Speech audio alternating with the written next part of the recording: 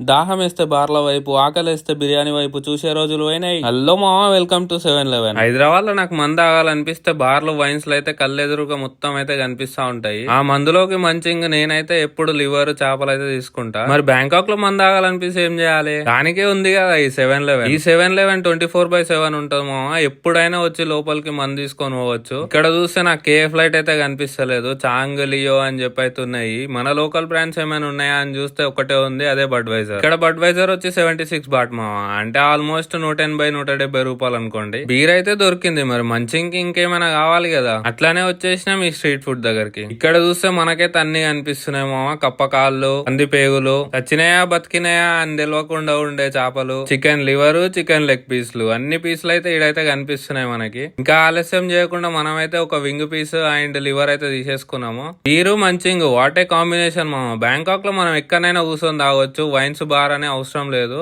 Beer అయితే బానే ఉంది. ఈ లివర్ తిన్నాక నా ఫీలింగ్ ఎట్లుందంటే